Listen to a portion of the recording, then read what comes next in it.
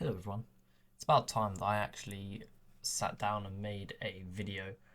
I do get a lot of comments and asking how do I process my images. So I think it's time to make one. I'm just going to be showing you my general workflow in PixInsight and we'll see how it goes. So first of all, you want to open your image file. For this case, I'll be using my image of the Dusty Hand Galaxy. So we're not going to worry about this for now. This is stacking artifacts from like my flats and my camera framing. We're going to run color calibration first and then background neutralization.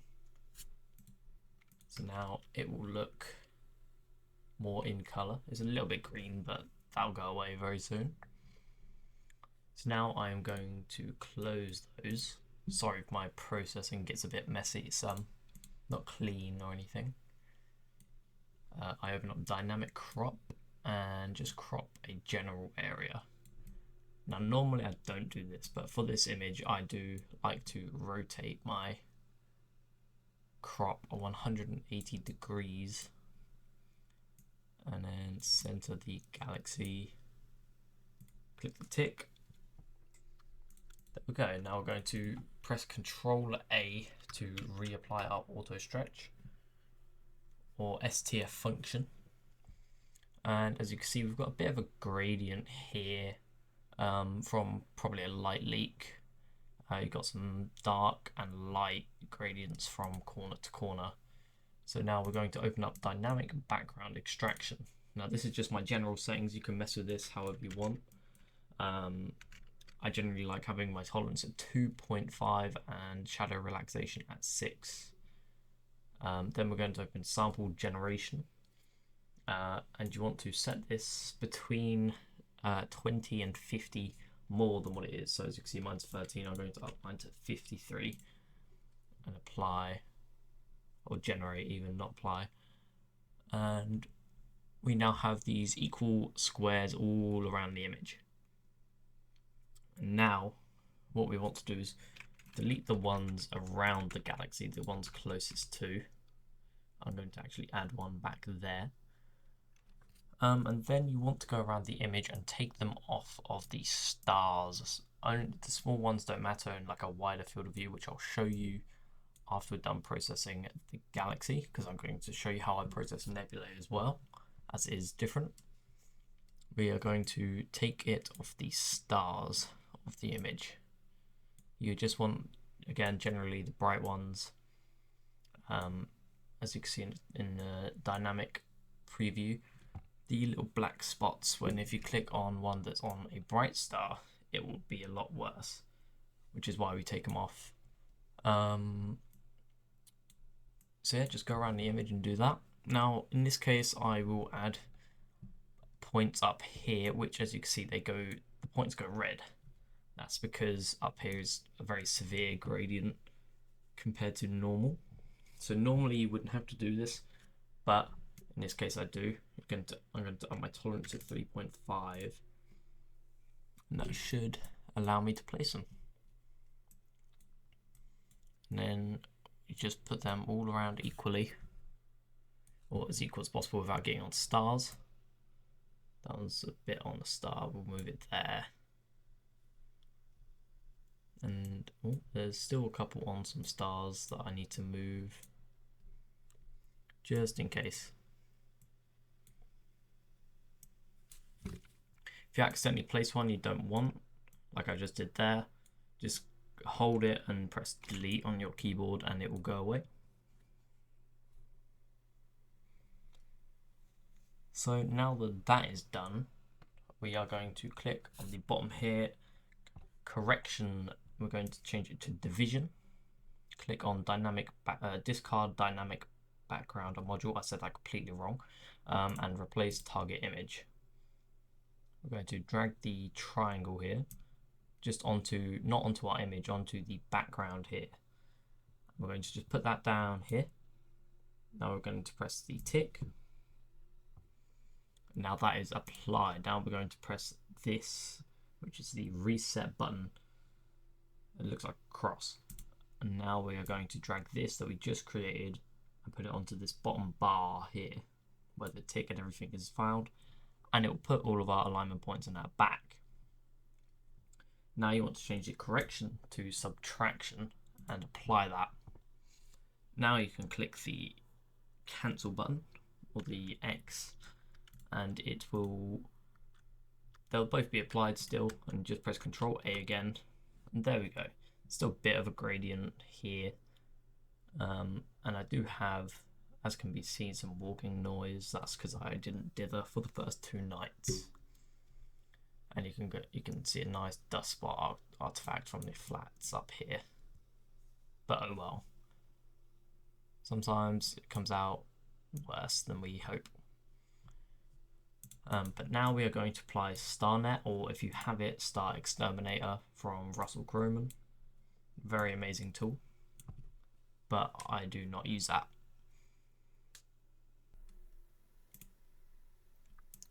Okay, so now that that has been applied, make sure you do turn on linear data and create star mask. We have got our star mask, as you can see, it's got all of our stars, and we've got our starless image.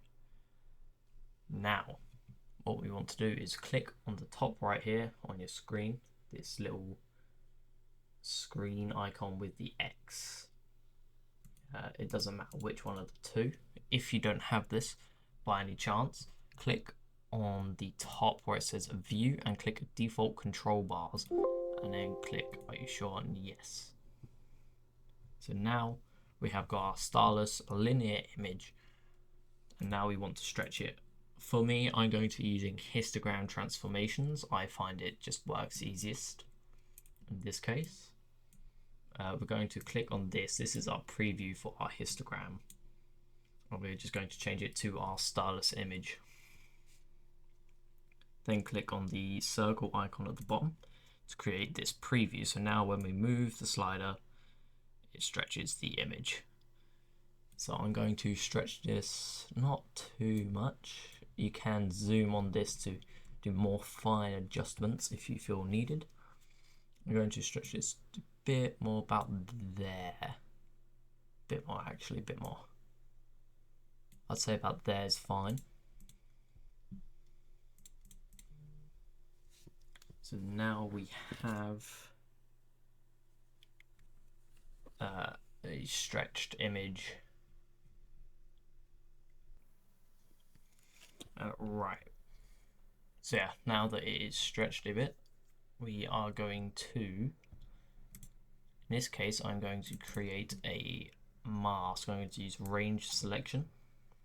And again, we're going to want to click the circle icon, which will look weird when you first do it. You want to turn off lightness and click screening. This will show you your image, how it is.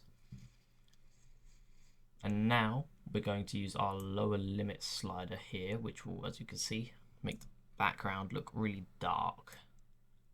So what I want to do is just get it so that only the core is visible. Then I turn off screening and turn on lightness, and then I smooth it a lot. But while I'm in in lightness mode here, I can see that I want it a bit less, only a bit, because now it's showing a bit of that, and then smooth it. And then you click the square to apply. You can close the preview now, and now we have our mask. Now you can, to apply it, you can turn on this mask by clicking the mask and then select mask and click new mask and choose it. And you also remove it up here, but I'm just going to drag this bit here onto the side here, and that will mask it as well. So now I'm also going to click invert mask, which, as we can see, really does, might have actually made it a bit too wide. Let's see. So I'm going to go back into histogram transformations and stretch up a bit, just to get the spirals out a bit more, as I feel like if we stretch it without the mask, our core will get blown out very quickly. So I think about there looks good to me. Apply that. Now we're not going to remove the mask, we're going to click show mask, and now we'll show us our image, how it is currently. Now, as we can see, it does look noisy. The galaxy is coming out really nicely though. So we're going to want to click on the enable mask. This will actually disable the mask. See the orange here on the side will disappear when the mask is not engaged but still on. So we can click show, but it's not actually applied or doing anything. Now we can click on our noise reduction removal, rather that be deep SNR here or noise exterminator. Now both of these work pretty well. Noise exterminator is personally my favorite, as deep SNR is a work in progress. So for this case I am going to use noise exterminator. It does unfortunately cost. Deep SNR is free, however. I'm just going to apply that with default settings. So now that that is applied, as we can see, even if you notice, the histogram has changed a fair bit. That's because removing the noise actually increases the signal to noise ratio of our image, because there is less noise. And now what we can do, so what we are going to do is click on the mask and click enable. We're going to click show. So as we can see, it's still covering the core. We want to do the opposite now. We want to undo the invert, and now we're going to click show just to make sure that it is just on the core, as I think having a core like this looks a bit dull. So we're going to just stretch it up, not a lot. I'll say probably about there, and don't forget to black point it a bit to help with the, I find it helps with the contrast a bit, and then stretch it up a tiny bit more. Apply that, and I think that looks nice generally.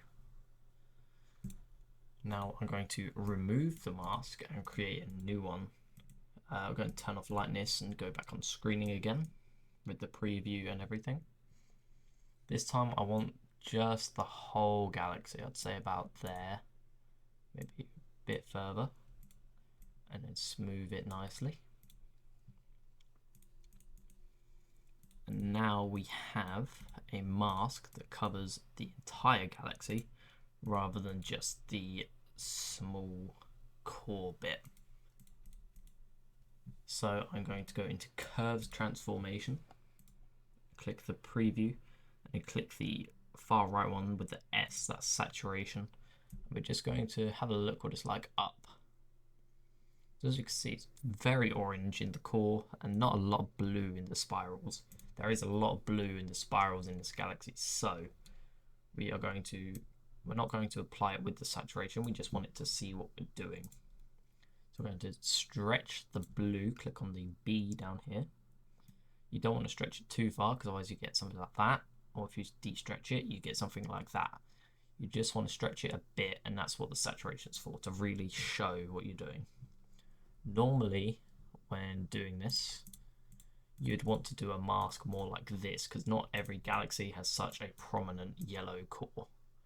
You'd want to create your mask like this, and then use the upper limit slider to remove the core. And then you'd do what you normally do, and that'd be good. But for this galaxy, we don't have to do that, and we can just use this mask we created earlier that covers the whole galaxy. So back to our preview.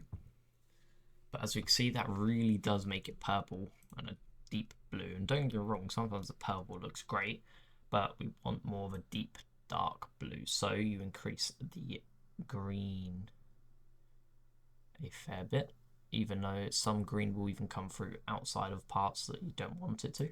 But that is fine. Don't do that. That is not good. I'd say probably about there is fine. And then click on saturation again.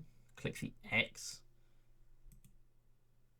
So now, as you can see, this is what we've really done. And just saturating only really increases to show what we're doing. So you want to apply it with no saturation. apply. So now, as you can see, we've got this more of a light blue galaxy. Then we want to head over to SCNR and apply that with default settings. Now that didn't look like it did much, but if we go back in the preview, make sure you press the reset button on curves, go onto the saturation and pull it up. As you can see, we have a much more blue galaxy. I'm only going to apply it temporarily here because I don't think we're done messing with curves. But as you can see, it's a much more natural looking color. So now we're going to go back in. I'm going to keep the saturation applied high. I'm going to up the blue a bit more, I think. And then I'm going to actually up the green in the higher amounts and then lower it in the lower amounts. But this requires a lot of fiddling. Ultimately, I like having a point here on the blue line, a point in the middle, and then a point on this. See how you kind of got this grid? You want it on the points of the grid. And I think that gives off a nice look, but I think I'm going to actually increase that a tiny bit more. Literally, if we zoom in, it is only a tiny bit off the center compared to the other one, which is, oh, I zoomed in a bit far, which is a lot closer to it. And I'm going to turn off the saturation again, apply. And again, just to be safe, we apply green SCNR. I don't know why I closed curves, we need that still. And then we're going to saturate up again. This time will be our actual saturation.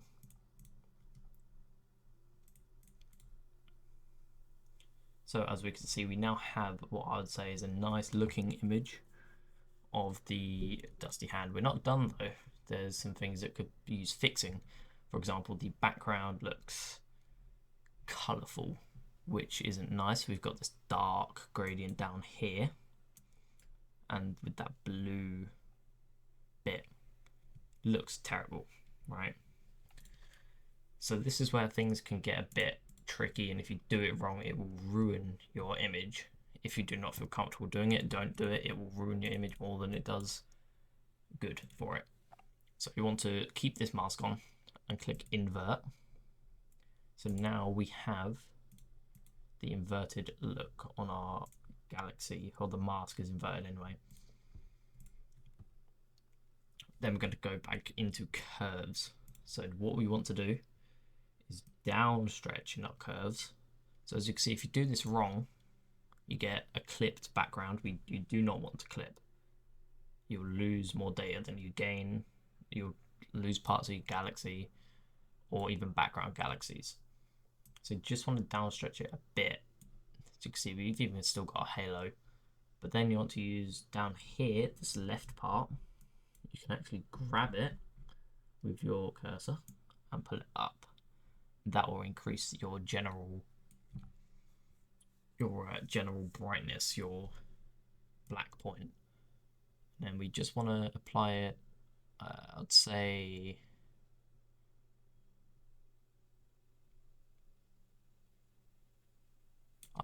probably, okay, hang on. I think we have stretched this down too far. So we want to down stretch it just a bit. We'll just do a bit. And then up it just a bit. Now let's have a look at that. So as we can see, I think there's still a bit of a halo. So what we can do is undo the invert. Tiny down stretch on the galaxy, very small. Then up the, oh wait, no, don't up it, just the down stretch. And then what we can do is undo that. We can remove the mask. That's what I just did, I removed the mask. Go into histogram, up the stretch a bit, and then black point. Ultimately, I like to keep a gap between where we Like, you can technically go this dark and you're still not clipping. As you can see by the histogram, we have a flat between our spike and then it's all flat again. But I think this is very unnaturally dark. So I keep it about this far from the edge. Clipping is where your histogram spike here goes over the edge and you actually lose parts of your galaxy, your signal. You don't want to do that. And space isn't fully black. Space is actually more of a grey because of dust and that's floating around. So you don't want it black anyway. Now, yeah, so put the histogram about that far. It's not far, but it's not far off the side, but it's far enough that it looks fine. So after that's applied, we can close the preview, reset and close that. I'm going to actually clean this up a bit for you guys. So as you can see, we've still got a bit of the color in the background. And even then, it's still got a tiny bit of the halo. Yikes, okay. We are going to go back into this mask. Going to go into histogram. And we are going to black point it a bit. I think there. And we can just apply that stretch. I'm going to actually de-black point that a bit. There we go. I think that looks fine. So what I'm going to do now is apply our old core mask, the one that only shows the core. We're going to invert this. Now, because my signal to noise ratio wasn't high, the galaxy was a bit noisy naturally. So I go into noise generation and I put this down to 0.01 and it all the zeros. I put it on Gaussian, whatever it's called, or just normal, and apply that. So now we have a nice looking grain to the galaxy. It's a natural looking grain. Then I apply the other mask, also inverted. Turn this up to 2 and apply. And now as we can see, our histogram has changed quite a lot. It's saying that we are actually clipped a bit. So I'm going to remove that mask, go back into curves. And we're just going to we're not going to de-stretch, we're just going to bring that left side up a bit. So about there looks fine. There we go. Because the noise obviously will change our image completely. But as we can see, we've got flat between it and our background looks more of a flat dark grey rather than, what's the word, rather than a black clipped. Down in the corner still clipped a bit, not clipped, colourful. But we might fix that now. We're going to keep that inverted mask on for now.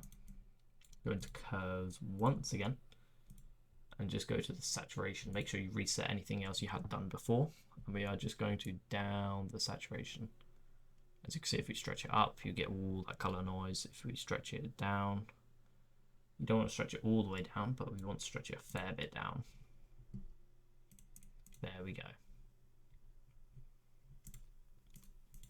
And as we can see, that actually even helped a bit with our histogram because there is less color noise. See, it tightens it quite a bit. Now normally what I'll do for this bottom left corner here is, if we had an artifact like that still roaming around, I would just run into Photoshop and brush it with the spot heal brush tool. But I'm not using Photoshop for this tutorial. I'm just using PixInsight. So that moves us on to our stars. Now this is just in the auto stretch preview. If we reapply it, it will look terrible. And if we unapply it,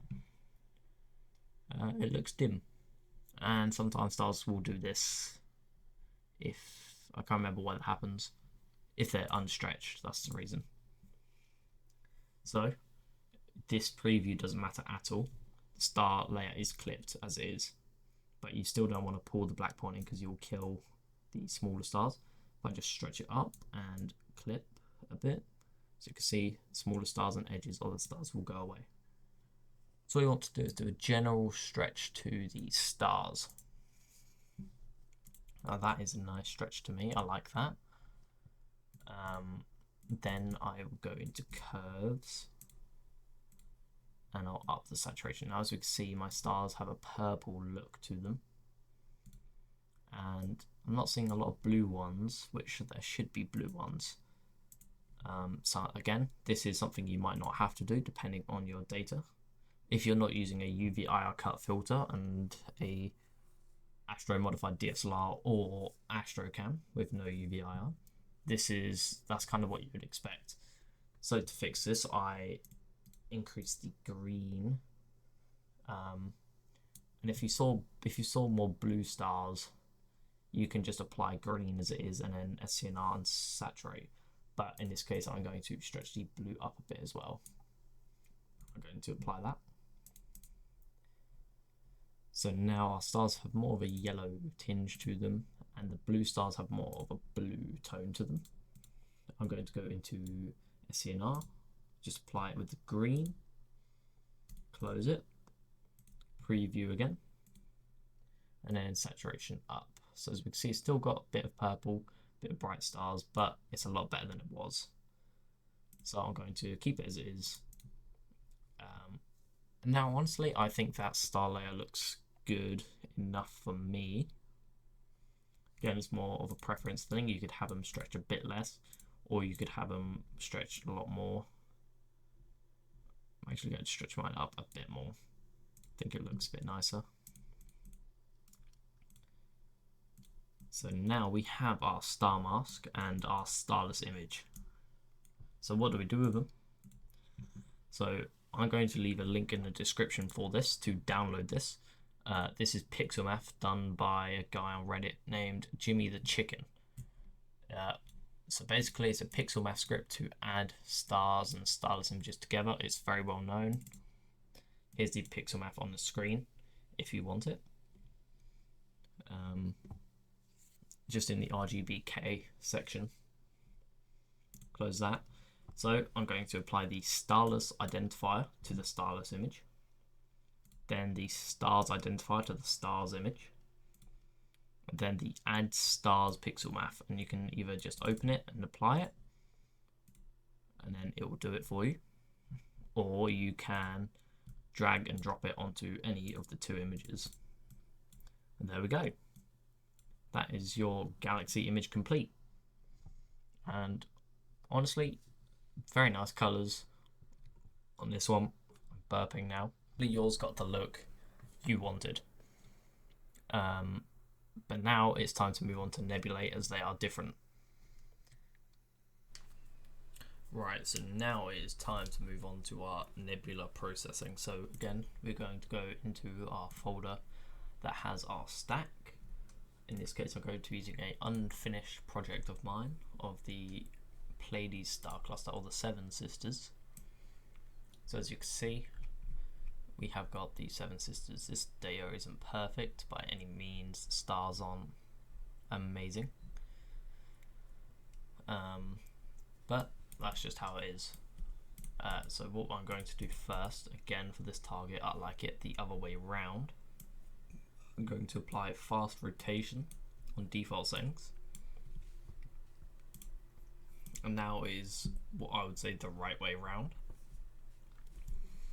Then again, like earlier, I'm going to apply color calibration and background neutralization to this image, as that will neutralize all the colors. Now, as we can see, we have got a left to right gradient in this image. This really shows the sensor tilt I have, because it is a wide FOV. This is with my Newtonian rather than my SCT. So now we apply dynamic crop again, because what you want to do before applying any background extraction or anything like that is to crop out any black edges you may have. They will cause you a lot of issues. So I'd say a crop like that's fine for me. And there we go. Reapply STF with Control A. Open up your dynamic background extraction. Again, I would change your tolerance to 2.5, 6, and then you want to open sample generation. As you can see, my natural is 17 sample radius. So if we generate that, as you can see, we get really small alignment points. We don't want that. So we up it to about 50, that's a bit high, 57. And now we have more reasonable sized alignment points. And I'm going to delete all the ones that I feel are going to affect the nebula a lot.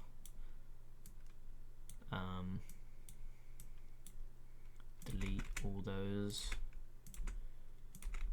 Of nebula, you just need to make sure that none of them are on signal, as it will mess with colors, it will mess with the actual signal, and it will just mess with the image a lot more than it would a galaxy. Although with a galaxy it would apply very weirdly if it was on the galaxy.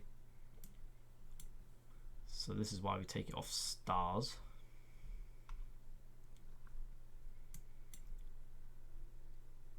Right, I think we are off all the bright stars, which is good, and I don't think we're on any signal. So just like earlier, division, turn on discard background module, model, and replace target image. Drag the triangle onto your, I think it's called the workbench, and then apply, reset, drag this onto the bottom bar, subtraction, apply, close, auto stretch. Now as we can see, I've got, it appears, a dark region around that star, which doesn't look very nice. So it's either going to be a case of I need to remove those alignment points. So what I'm going to redo now is grab one of these again. This is the new one. Close this. Undo the two background extractions. Reopen this. Apply. Reset. Apply. Or drag onto bar, even. Subtraction. Apply. Now let's have a look. Let's see. I'd say it's a bit better. As you can see, I've got some color rings that happens with Nikon DSLRs, but as we can see, the color of the nebula, the stars and that, color wise, are good, and our background is pretty flat. As you can see, you've got a dust spot and a dust artifact. Again, I'd remove those in Photoshop later, but we're not using that for this. So like earlier, we want to apply StarNet or Star Exterminator to our image. In this case, you want linear data and create star mask on if you're using StarNet. Right, so now that that has been applied, we've got our star mask again, which has appeared to have taken some of the nebula with it, which isn't nice. Yeah, it has, but that happens to StarNet sometimes. It's not too much of a problem, hopefully. So now we're left with our Starless image, which has got two dust spots. Come on. Okay, anyway. We have got our two images again. I'm going to undo the auto stretch on both of them. I'm going to open up histogram transformation, the preview view so we can see our histogram. As you can see, you stretch it and it shows the stretch. Go to apply the preview here and stretch it up. I think a general stretch of about there looks fine to me. apply. And then again, in this case, I think this data needs noise reduction quite early on. So I'm going to apply that now. Again, with default settings on Noise Exterminator. So now that that is applied, we are going to have a little look around. So you can see noise is just like fully gone. It's amazing. So now I'm going to reapply the preview. I'm going to stretch up some more and black point a fair bit more. Now I think that looks alright. The background's a bit messy, but it's going to happen as we stretch the data further, especially when we have a limited time amount of data. This is only 3 hours on the Pleiades as of right now. So I'm really liking how this is looking so far, besides from the background colors again, but that's fine. As you can see, we've got some reds and stuff. But on a general, I think we should be good to open up range selection again, preview, turn off lightness and turn on screening. Drag your lower limit. It's going to be a bit harder with Nebula, especially if you have gradients in the background or something, as it will try to mask them with it. So you want to mask about like this. Turn on lightness, turn off screening, smooth. I'm going to smooth 100 this, because we barely cropped and we have a higher resolution. The mask gets, the smoothness gets applied less. So I think I'm going to go into curves, I'm going to saturate, and I think I don't want to oversaturate this too much. I think a small blue and green stretch will be healthy for this. Actually, no, I'm going to undo them. Just the saturation looks fine to me. No, I think that looks really nice. I'm going to invert, and then I'm going to down saturate. You want to make sure you're not doing too much harm to the actual nebula though.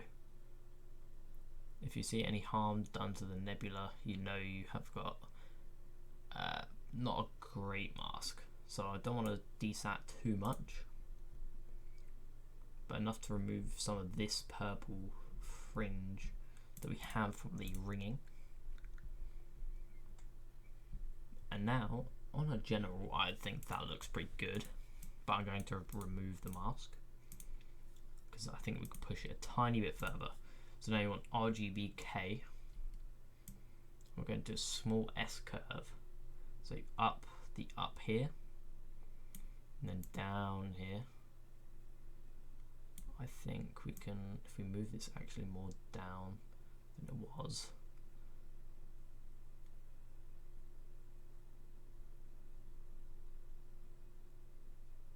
Let's have a look. It's a bit bright for my liking. Okay, I think actually what we can do is if we up here and down it down here, we can get a bit more dust around the Pleiades out. No, okay, never mind. We'll just do it how we was doing it before.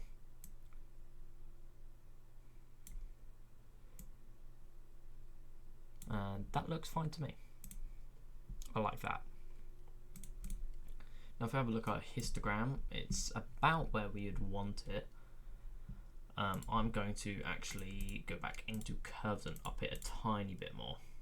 The black pointing, I want it higher, so less dark, just a tiny bit, just that. That's fine. Just because I don't like having a too dark background, because that seemed a bit close to clipping for my liking. So now on a whole, I would say this image is done. What I am going to do is just some very fine touch-ups. I'm going to reapply our mask. I'm going to go to convolution, and then open up unsharp mask. Go to click the preview, and then using this square icon down here, click on that and then drag a preview like this. This will give you a little preview, so I'm going to up this a bit, my star dev, and then I'm going to down the amount because I don't want it too sharp. About that is fine. Apply that. So just have a little look at your image after applying this. You don't have to apply this. It's just to help with some sharpness, which I feel this image could use a tiny bit of. So I think this can be applied a tiny bit stronger. Go about 65. Apply. That looks, honestly, I think that's like perfect. What I want to do is go onto the highlights and make sure there's not too much ringing. Not at all. There's not much at all. There's a bit here, but I think it'll be barely noticeable. So, and then after, I like to apply denoising with the mask still on, just because I think it looks bad with the tiny bit of grain that it adds. And so now that is applied, if we zoom in again, we should have the remaining details from the sharpening, but none of the added grain. Obviously you'll get it in the highlighted bits, but again, that shouldn't go very noticed. So if we just undo both of these, if we get a nice zoom in down here on this region, move those off the image for you, and then reapply sharpening, and then noise exterminator. Hope you can see the small but very nice difference it makes. Then I'm going to invert the mask. Yeah, so just make sure that is on. You can check it with, just bloody unminimize that. You can check it by clicking show, and it should have the red around the nebula. Then again, I'm going to go into noise generation. I'm going to apply this to just a 1 on, again, normal. And then I think that's fine for this image. Our histogram should look alright. Again, what you can do just to really see is you can just desat a little bit. Not much, just a little bit. And that should just help just that tiny bit. There we go, that is our nebula done. Now the stars on a nebula or star cluster like the Pleiades is could be a bit tricky, because you don't want to over brighten the stars out here, but if these aren't bright enough it looks weird. So what I'm going to do is apply again a general stretch like this, close those. I'm going to make this a bit bigger. So as we can see, I think the colors are fine straight off the start. That's one thing to note in this case. And I'm going to apply just a bit less, So I think that saturation is really nice amount actually. So again, you want to go and grab your Pixelmath, which I have mine here. Again, a link in the description to grab it. And then stars and starless, add stars. So let's have a look. So if we look at this, you can just see the stars look a bit dim in the actual nebula. I find it just looks a bit off, and I don't like having it look off like it does. So I will actually apply the mask we used for the nebula earlier onto this image. I will just go into curves because the saturation needs to go up at some point too, and just stretch up. And I think about there will look best. And then you can just saturate a little bit more. Now, when we add our stars to the image, I think having the brighter stars matches the nebula a lot more. Now, one thing I will note right now, and I'm not quite sure, do you know what? We'll try and fix it. I noticed that these stars get too bright, but these stars still aren't quite bright enough. So I'm going to try and create a new mask. Again, with range selection. Going to go screening. And I'm just going to see if I do this. Yes, there we go. So right, so now we can create this mask here. Smoothing it and we'll tighten it a bit more. So now this mask, I'm going to undo what we just did. So as you can see, redo, undo. I'm going to open this. I'm going to just give it a little stretch for the stars in the background, and I'll just do the saturation now. Okay, I think that looks fine. Now we're going to apply our new mask. Apply that. And then up the stretch on these quite a bit. I think that is good. And then if we go and add stars,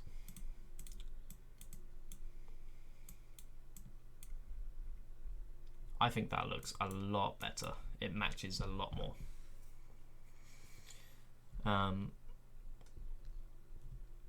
So depending on your camera, by the way, to be clear, it will depend if you have this purpleness or not. I'm not sure what causes it.